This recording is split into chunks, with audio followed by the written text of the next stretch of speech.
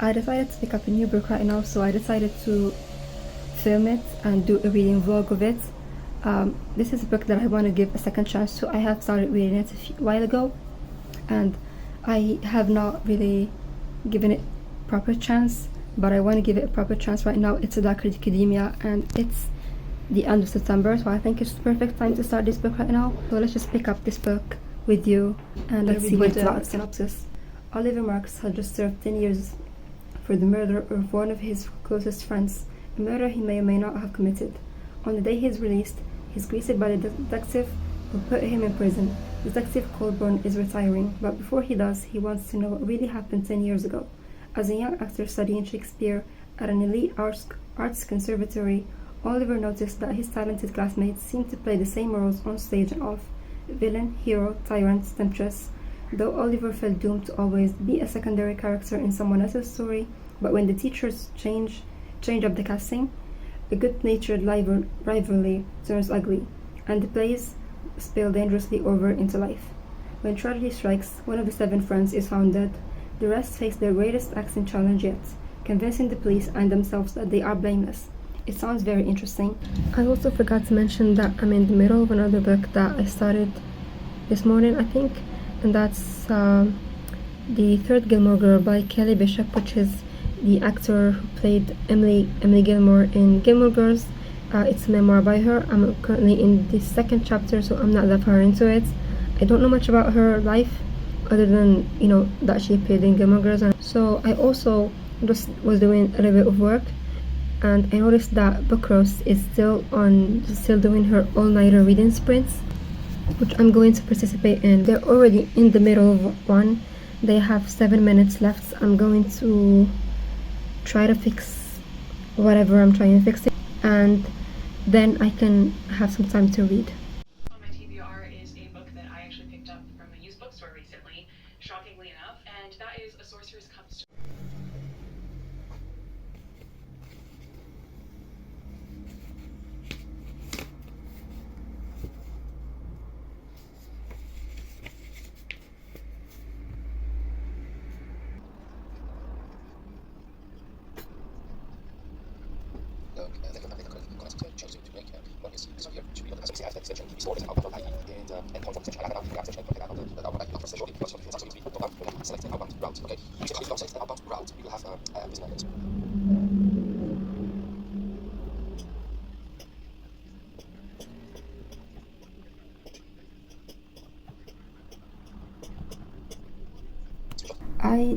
Ended up not reading that much into the book last night because I barely finished. I've only read 2 chapters last night before going to bed, and I have read a little bit more today. I'm this far into it, not that much, and I'm talking to you and doing my makeup at the same time because I don't have time.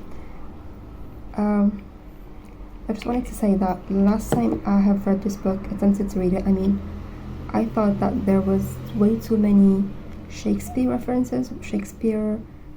They're quoting Shakespeare way too much, but now it's not really bothering me.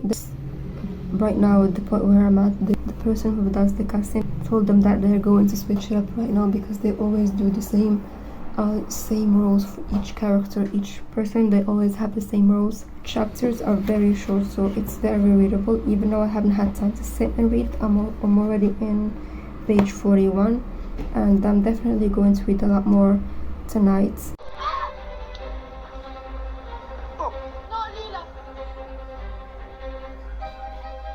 Passamos sta tutti cose vecchie. Fu bene nostro, ed è il nostro periodo.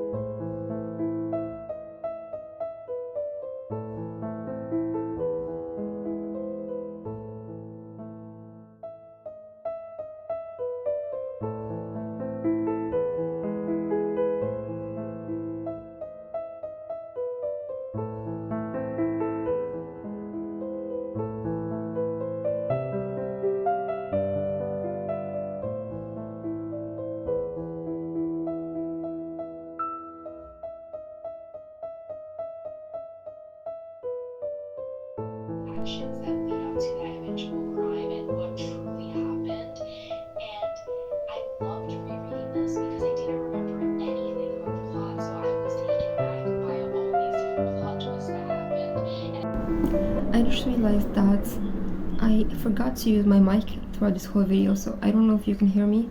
I'm also not using it right now, so I hope you can hear me alright. So I was reading a bit more of We Were Villains. I'm now in Act 2. I just reached Act 2. We just finished. The first act ended with them, the characters, doing the Macbeth play. And I'm gonna be honest with you, I don't understand anything of what happened in that play. I mean, I understand what happened, the conflict that happened after the play. Hi, excuse the background. I'm in the kitchen right now and I'm currently reading, and I reached the point where the amount of Shakespeare references kind of started annoying me. Not because, well, obviously our characters are Shakespeare enthusiasts, and I understand why they talk about him so much, but at some points it just seems unnatural. For example, in this scene, our main character is asking James if he's okay, like something is bothering James and he doesn't want to talk about it. So I'm gonna read you what he says. Our main character says, "Has something bothering you?" He blinked at me as if he hadn't understood the question, then said, "No, it's nothing." He stood and pulled his shoes off. "Are you sure?" He turned his back to me, and as he unbuttoned his jeans and let them slide to the floor. "I'm fine." His voice sounded flat. "Wrong," as if someone had struck false notes on the piano. I pushed myself off the bed and crossed slowly to his side of the room. "James," I said, "don't take this wrong way, but I kind of don't believe you." He glanced over his shoulder at me. "I never in my life did hear a challenge urged more modestly. You know me too well." And it's just like the section, "I never in my life did hear a challenge urged more modestly," is a code from Shakespeare because they wrote it in italic, and it just does not sound natural at all. It just takes me out of the story, and I feel like if I could remove the Shakespeare quotes, the story would still be fine. Nothing would change. So I don't understand what's the point. I hope you don't hear the noise outside. Another thing is, we have two characters, James and Alexander. We cannot tell the difference between James and Alexander. I don't know if it's me problem or if they're written very similarly, because I can never make a difference between them. I always get them confused between James and Alexander. So I know these are minor complaints, but I know these are my complaints, but I still wanted to talk about them. So I'm gonna read a bit more and I'll let you know when I have something else to say.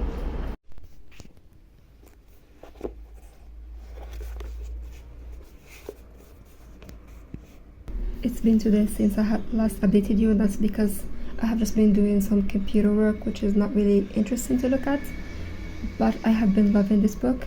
And also, the last time I updated you, I think, was me complaining about the character of Alexander and James and how they are very similar to me.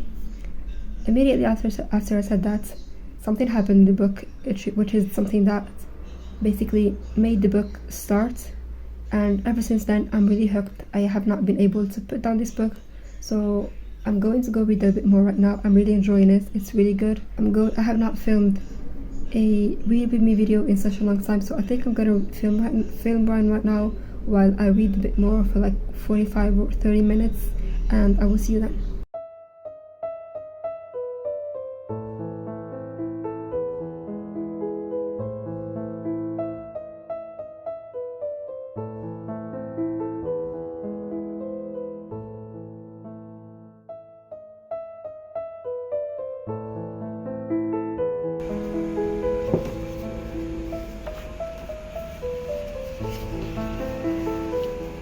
Been a few days since I've last updated you, and I realized a couple of days ago, I think, that I forgot I'm reading a book other than this one. When I first started this vlog, I said that I'm reading The Third Gilmore Girl by Kelly Bishop, and I completely forgot that I'm reading that one, so I decided to listen to it, but I just was not in the mood for it, so I decided to DNF it because, well, not really for any reason. It's not the book's fault, it's completely my fault. I'm no longer interested in reading it. I also started another book and finished it, and that's actually a short story, not a full-on book. It's The Situationship by Abby Jimenez, which is the story about Doug and Maddie from, that series that starts with Part of Your World and then goes until just for the summer. I enjoyed it, but I think it was way too short. Like, it was 34 pages. I started getting into it and then it was over. I did not read the sample chapter, I think, of the next book that she comes out with next year, because I don't want to start it by now and then I have to wait a whole year to read it. So I just read that one, and I felt even if I would have preferred if it were a novella at least, because short story was just not enough. And I did like Doug as a character, and Maddie as well. They are both, Doug is Daniel's friend and Maddie is Emily's friend, so I did enjoy that, but I did not give it any rating because I felt like it was just like a short story of like how Doug and Maddie met, but it just was not enough. Again, about the If We Were Villains, I'm really into it. I'm really hooked. Like, I don't have much left. I have like less than 100 pages left, I think. I'm on page right now, on page 357, and out of 426, so I have less than 100 pages left. I'm going to be reading a bit more. I don't know how much I'm going to read, because I'm already a little bit tired, and I have to wake up a little bit earlier tomorrow. And I also wanted to like edit a video, because this reading vlog is taking me a long time to finish this book, I mean. So I wanted to post a read with me video. I just finished editing it and everything. I added music and all, and then my file got corrupted until the end, so I have to redo that tomorrow morning so that I can have a video on Sunday. Like now it's 11 p.m. I'm going to read for like 1 hour and a half or 2 hours, maybe 1 hour, depends on how I feel. And I really hope I can finish this tonight, but I don't think I will. So I'm gonna keep you updated. If I finish it tonight, you might see this video sooner than I expect. And if I don't, then you will see it whenever I'm done. So whatever, my thoughts so far about this book is that I really love this book. I'm actually debating giving it 5 stars already, even though I'm not in the end. Like, the ending will solidify my opinion. It's right now a 4-star, solid 4-star, but if the ending is good, it will be 5-star. Even though I was a little bit hesitant in the beginning, I think it's gonna be 5-star. So I will go reading right now and go to bed. I finished this book last night. I stayed up late reading it to finish it because I could not put it down. I love this book. I ended up giving it 5 stars. I know in the beginning I was a little bit hesitant, saying things like, well, I'm not really into the characters, or yeah, they speak too much Shakespeare references, but in the end I was actually highlighting Shakespeare references because I was enjoying them. The reveal that happened in the end, I was not expecting it. I was expecting someone else to be the culprit, not whoever ended up being. So I liked being surprised. I liked being wrong. That was the least person that I would have expected them to do that. So I was shocked, and I loved being shocked. And I also almost spoiled something when I said that James and Alexander are similar to me, because I don't think it was meant to be like. I don't think it was meant to be that obvious, but they are similar in something that I cannot talk about because I will spoil the book, and that something plays a big role in this book. Not too much of a big role, but definitely towards the end. And I know I'm trying to keep this vague, and it's really hard not to spoil it. I ended up giving this one 5 stars. I was like, I don't know if I said this or not, but I think I said that it was a 4-star up until like this part or something. And if the ending was so good, it was gonna be 5 stars. And the ending was so good. It was kind of an open ending, but not really. Like, we got an answer to what happened, but at the same time, there is a possibility of something else. And I found that really intriguing. In the beginning, I was like updating you like multiple times throughout the day, I think. And in the end, I was just not talking to you at all, not picking my phone at all, because I was every free time that I had, I wanted to sit down and read. I did not want to talk about it because I just want to know what happens, and especially because towards the middle, after I was complaining, things started getting really serious. I could not talk about things without actually spoiling anything, but I think I would enjoy this so much more if I knew the references of Shakespeare. Even though I don't know like anything about it, I still enjoyed it. I want to read at least the plays that are in here, and I think it's here. There's Macbeth, Caesar, and King Lear. So 3 plays in here.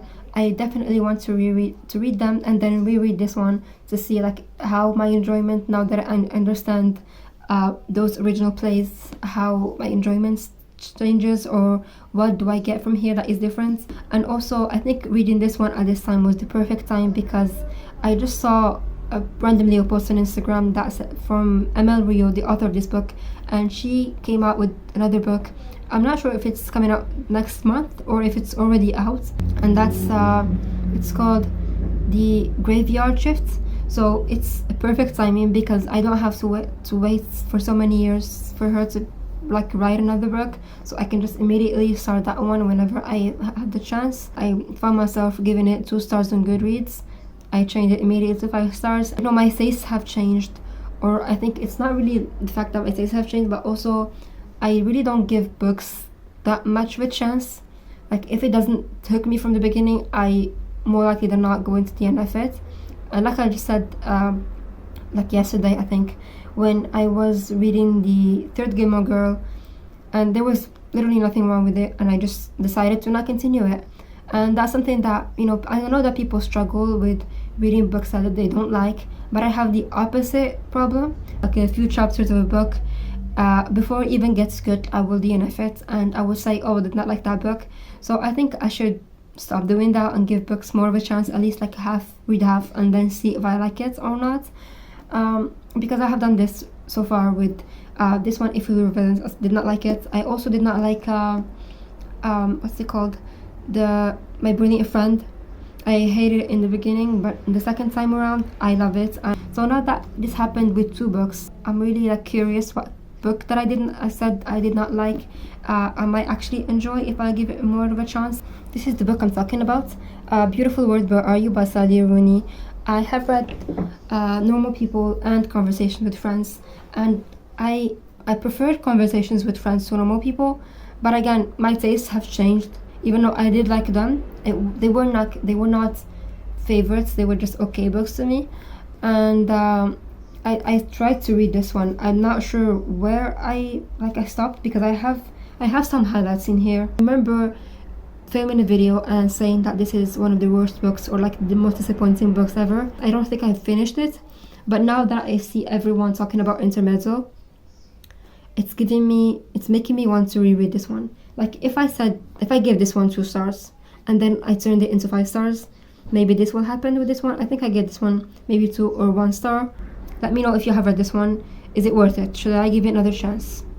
So that's all I have to say about this vlog, about this book or this vlog or whatever.